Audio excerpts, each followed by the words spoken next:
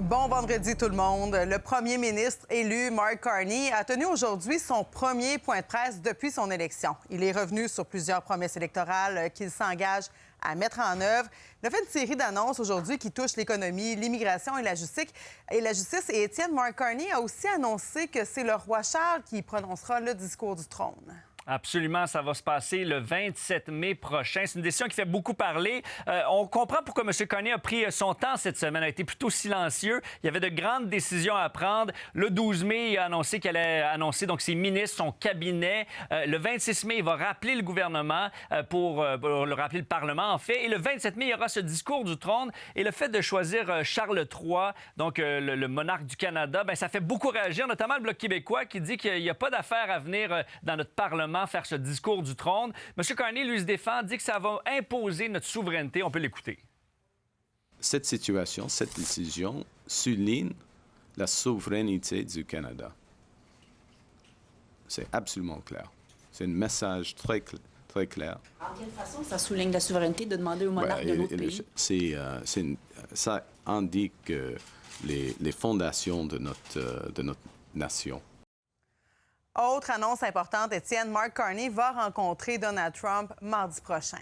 Absolument, ça va se passer à Washington. Évidemment, on va parler de la guerre commerciale, des tarifs. Et puis, la question qui se pose là-dedans, là, c'est évidemment, est-ce qu'on devrait garder les tarifs en place avant ces négociations-là? La question a été posée à M. Carney. Il a répondu qu'il ne veut pas négocier en public. Donc, de son côté, il a dit qu'il faut garder on verra après les négociations, mais je vous laisse l'écouter.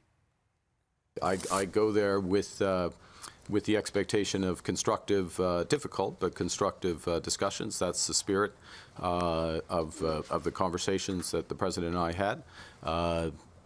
You go to these meetings well prepared, understanding the objectives of your counterpart, and always acting in the best interest of Canada, and we'll go from there. Donc, Étienne, plusieurs choses à surveiller là, au cours des prochaines semaines. Oui, absolument. Donc, M. Carney a dit que le 1er juillet, là, au plus tard, il y aurait on éliminerait les barrières tarifaires interprovinciales. On l'attend depuis longtemps, ça. 1er juillet, ce sera le moment également où il va annoncer des baisses d'impôts pour l'ensemble des familles. Ça pourrait être des économies jusqu'à 800 $ par famille. Également, il a dit aujourd'hui, il a confirmé qu'il allait avoir des peines de prison plus sévères pour les multirécidivistes, notamment ceux qui volent des voitures. Ça a été confirmé par Mark Carney. Puis il veut aussi limiter le nombre de travailleurs étrangers et d'étudiants étrangers, baisser le niveau à 5 de la population, de l'équivalent de la population canadienne. Donc, c'est quand même assez majeur comme annonce aujourd'hui. Et je vous mentionne en terminant que du côté des conservateurs, Pierre Poilievre pourrait arriver finalement au Parlement dans les prochains mois. Le député conservateur albertain de Battle River Crawford, Damien Kurek, qui a annoncé qu'il serait prêt à laisser son siège à Pierre Poilievre. Et de son côté, Marie-Claude, Mark Carney a dit qu'il ne bloquerait pas ce processus-là, qu'il y aurait des élections partielles assez rapidement. Et donc, Mark Carney accepterait de les déclencher le plus rapidement possible. Merci beaucoup, Étienne.